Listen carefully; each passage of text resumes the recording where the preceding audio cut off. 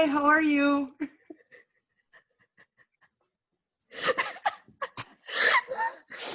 Really good. Morning, everyone. We just had a very nice moment where we tried to film the intro, and then someone entered my room, and I got a bit mad, and and that kind of ruined our little vibe there. So we had to redo this. But welcome to the Mindful Mess Show podcast. You know, this is what happens around here. Sometimes we're mindful, sometimes we're a mess.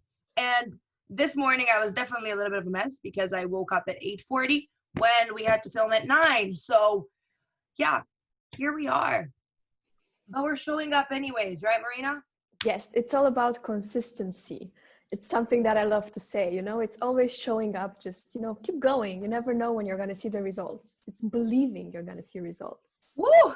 Look at that. Wow. Some morning motivation. Morning motivation and Friday motivation. That's what it's all about. And today we're talking about something very related to consistency, and that's discipline, and actually the topic of motivation versus discipline.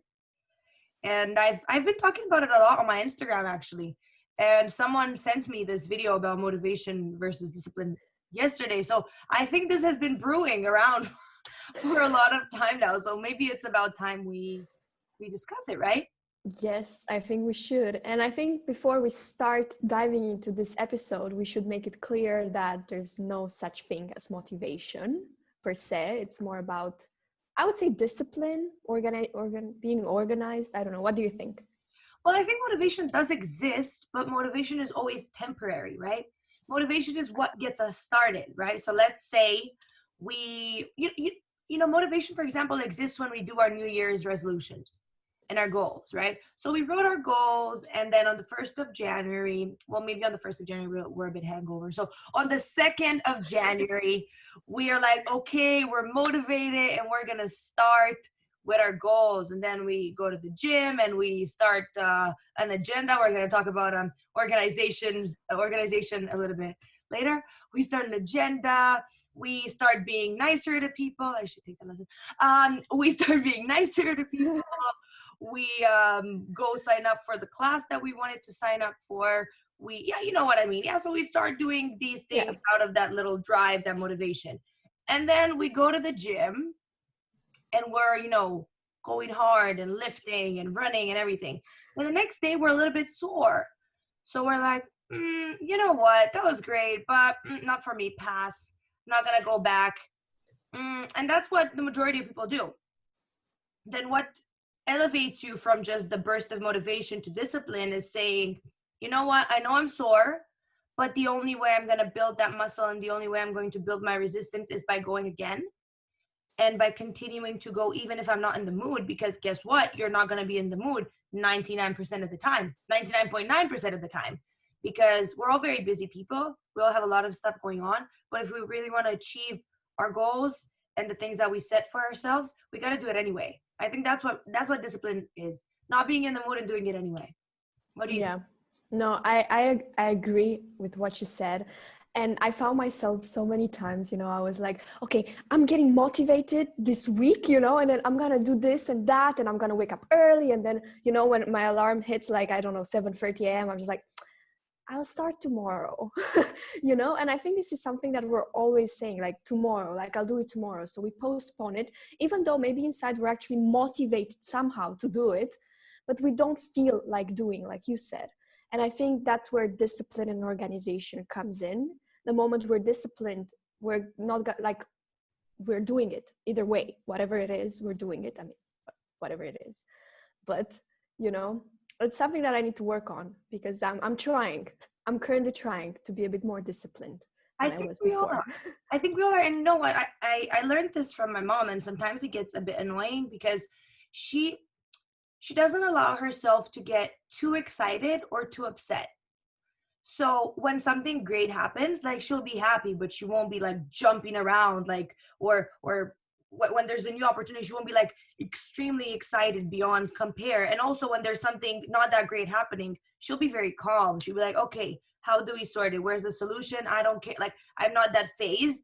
I'm just gonna go and sort it out. And I sometimes get annoyed at her. I'm like, why aren't you more excited? Like, this is so amazing. Like, why? And she's like, well, yeah, it's amazing, but like, I don't need to go crazy about it. And I think that's a nice attitude to have. And I also heard that of Gary Vee in one of his videos. He mentioned how he's never like very impressed by people saying, Gary Vee, you changed my life, or Gary Vee, you're the best. And he's grateful for those people, but at the same time, like, he doesn't take compliments to he doesn't take compliments to heart, and he doesn't take criticism to heart. And I think when you have that attitude where you're kind of sort of in the middle, Yeah. then you don't get too excited when you start a new goal or when you start doing something, and you're kind of like, okay, I'm starting slow, and I'm gonna do this. Because I think that when you're like, oh my God, I'm gonna do this, it's so short-lived. But if you start directly with the attitude that I'm slowly, beginning this new process, and I'm gonna see how it goes, and I'm gonna push myself day by day, then I think it's more sustainable. I don't know what you think. This kind of just came to me because I saw this connection between, kind of having these very big contrasts between your emotions. No, but it's true, because I even saw that with myself. There were some goals that would be like so excited about, be like, oh my God, I'm doing it. And then literally 3 days later, I'm like, I don't know if I want to do that. But when there was something that I wasn't not necessarily too much into, but I was just like, okay, I'm neutral, like you said, then I would see myself going after it kind of more like on a daily basis and more organized. And I think, yeah, I think it's true what you said. And it's important to know that whatever the outcome is or whatever the goal is, that, like, we still have ourselves in a way, like we need to love ourselves no matter what. I think that's pretty important. And I think also because, both me and you, I'm a Gemini, you're a Libra, and we're very much two sides. Like, Oh yeah. there's this balance. So I feel with myself that I'm constantly changing my mind, and that I can get super excited about something and then just lose interest completely. So I think that applies to everything, to the gym, to work, to relationships. Like, kind of be like, don't get too excited even when it's a new relationship happening, because no, seriously. I think we should get into this at another point. I read this really amazing book called Reality Transurfing, and it's a very like out there book. Not out there, like, it's not very mainstream, and a lot of people have not heard about it because it's written by a Russian author, and it's huge. It's like this What's thick. about? Well, it's about how you can manifest much easier, and it's a lot of different manifestation techniques. But one of the things that he mentions is excess potential. And excess potential is putting too much focus on a certain thing, right? So you're putting that thing on a pedestal, and you're focusing too much on it. And the more you focus on it, the more you give it importance, then the further away it goes from you. Yeah. So don't put anything on a pedestal, and don't make anything too important. And I think this is very relevant for relationships. So if you're beginning a new relationship, don't put too much focus on that person. Don't get too excited. Don't get too, don't start dreaming and making all these scenarios in your head. And I know it's hard. Like, I get it, especially if you're a girl. Like, this is something we do. Yeah. But the more, and I think this is like general wisdom, and you've probably heard this before, like, the more you cling on to something, the more that something is going to try to escape. But this excess potential I learned from this book, and I want us to discuss this book at some point, because I think it has crazy insights. And I've noticed how when I apply these things in my life, things happen magically and miraculously. I'm gonna read it, and then we can make an episode on it. So Yeah, that would be really cool. Russian are series, like, there are more books. But then I found the big thick book, Yeah, that has all the books in one type thing. nice. And I actually, Aaron Dowdy, do you know him? Yeah, So he's a YouTuber, and he actually did like a whole Yeah. series about reality transurfing. So I'll link it down below. And he talks all about it. And he's one of the only YouTubers that, I haven't looked this up in a while, but about 2 years ago, or about 2 years ago, he was virtually the only YouTuber that did like a series about it, because it's not very like out there yet. Yeah. But Nice. I think it'll be very interesting for people to check it out. Yeah, no, absolutely.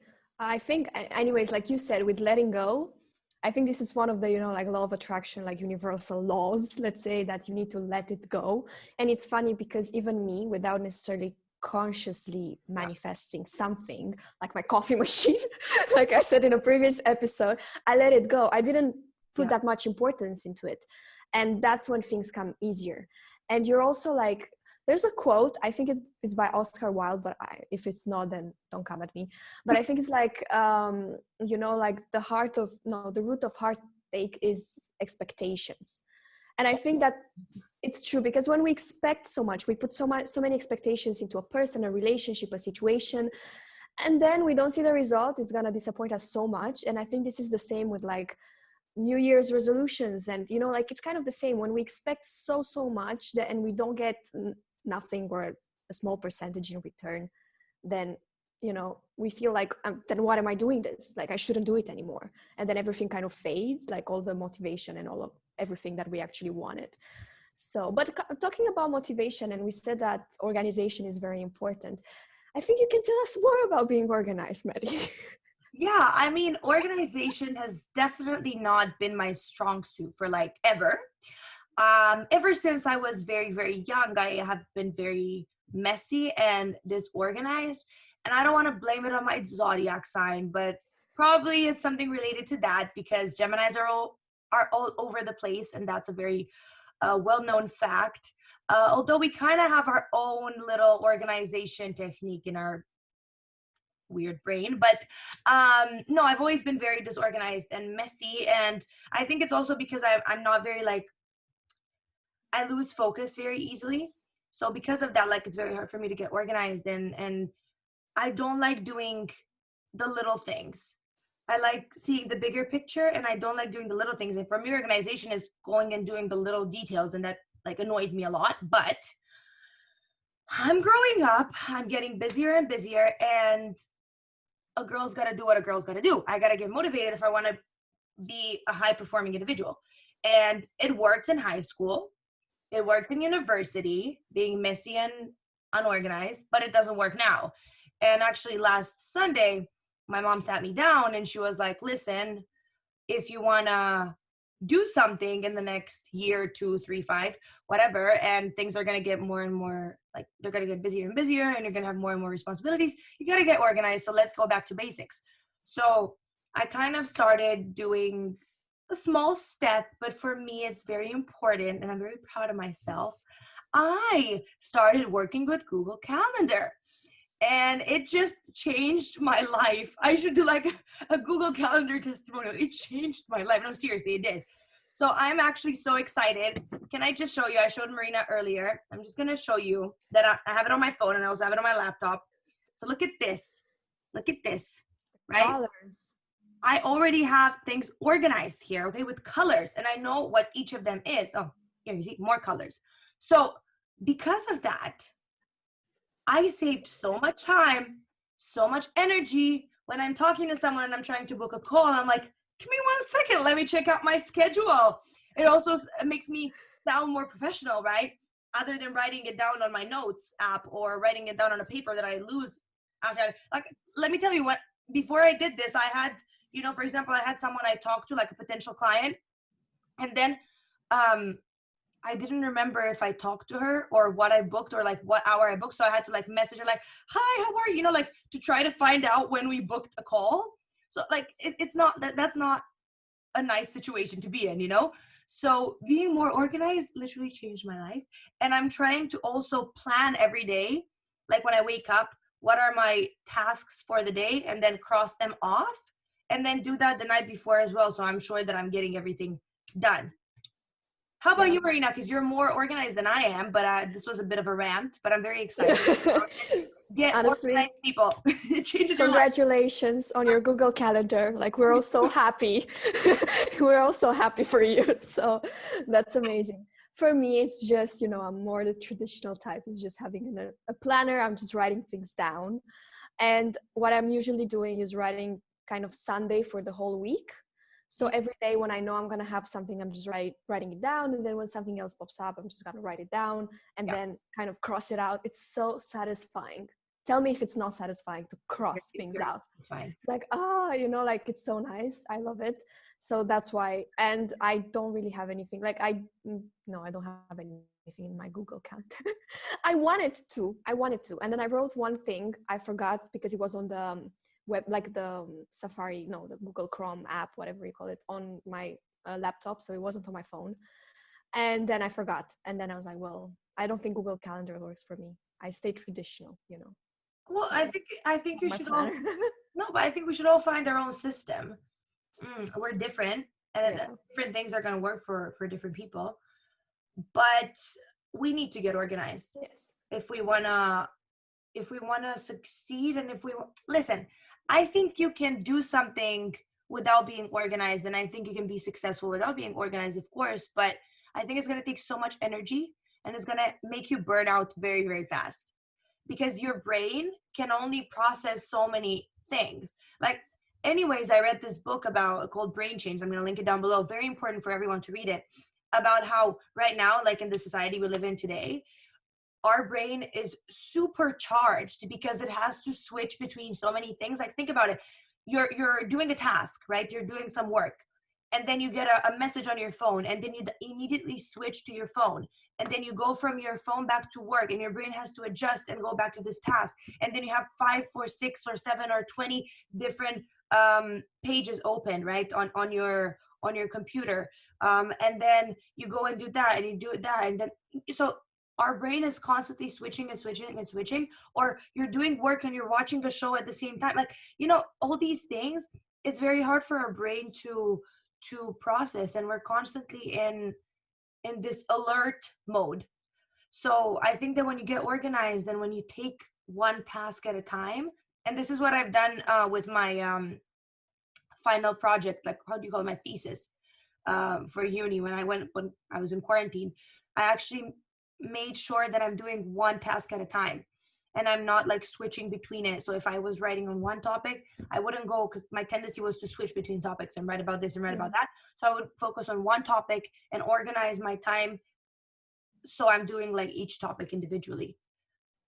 That's a good thing. Yeah, because for me, like, now I switch everywhere. I'm literally like, if I have to read something, I'm reading 5 minutes of that article, then I'm switching back to something, then I'm going back, and it's true that at the end of the day, honestly, I'm super exhausted. And I'm also on my phone on TikTok. Okay, sorry, this is the reality. Okay, I'm on my TikTok until like 11 p.m. before going to bed. So we all need to deconnect at some point, and just, even if we can, spend some more time in nature, which I don't do at all. So,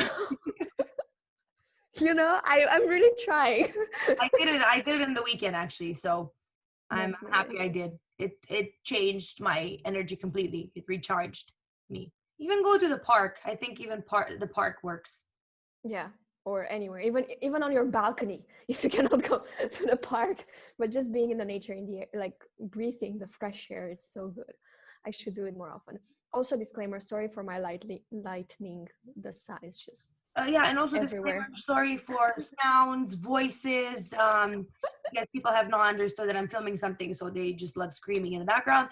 And there's a big storm going on outside, so yeah.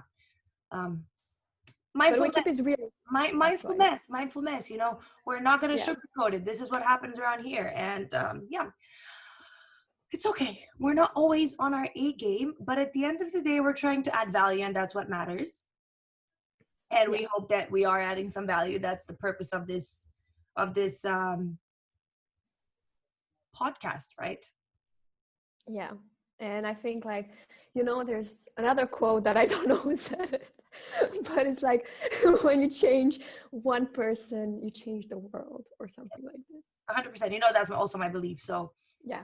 Or maybe I heard it from you. Who knows? Yeah, I think I said it in like a few videos, but I know it sounds maybe a bit like stupid, but that's what I believe. And I think even by being a higher energy person, not even by doing anything, but by you being happy and living with a high vibe, you're automatically impacting people around you.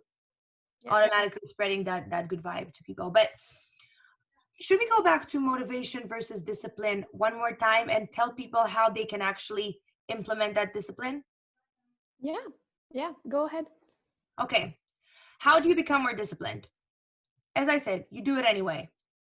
And it's going to be, I think this is going to be great for everyone. If you want to grow, if you want to overcome yourself in your mind, this is a great practice. So pick an area that you want to pick. Let's say the gym. I love the gym because it involves physical activity, and we're generally very lazy lately, I think, a lot of us. So if you want to start exercising more and you want to start from tomorrow, okay, maybe start today, but if you want to start from tomorrow, you're going to go to the gym tomorrow, you're going to exercise tomorrow, and then the day after tomorrow, when your brain says and your mind says, no, I'm not going to get out of bed, I'm not going to go to the gym, you say yes, and you get up and you do the 5, 4, 3, 2, 1 count that Mel Robbins mentions, yeah? And at 1, you're out of bed, right? And you're going to the gym, and as you're going to the gym, you're like, oh, I hate this. Oh, I don't want to go. Oh, I'm only going to do 1 minute. And then you do 1 minute. And then after 1 minute, you start doing 2 minutes. And then after 2 minutes, you start doing 3 minutes. And then you put on a really good song, maybe some Cardi B. This is what gets me going a lot, or some B.I.G. or something that pumps you up. You know, those are my songs. Those are my artists when I really wanna get my motivation up. Yeah. And then you don't even realize, and it's been 30 minutes and you're already working out for 30 minutes. And this is how you do it. It's not magical. It's quite uncomfortable, but it gets you going. So get out of bed. You don't want to do work, even if you promise that you're going to work on that project, you do it anyway. You know, one tip, sorry to say, just one tip with the gym that I have is like, you lay your clothes from like the day before, the gym clothes next to your bed or your bathroom, whatever. And then, you know, it's gonna kind of even trigger you more that you need to go. Yes. So that's a good thing. That's a good tip that I'm doing, for example. Yeah. So I think listen, it's not going to be fun. Like, let's not sugarcoat it. It's not fun. Motivation is nice, but discipline is not fun. You just have to learn to live with it. And yeah.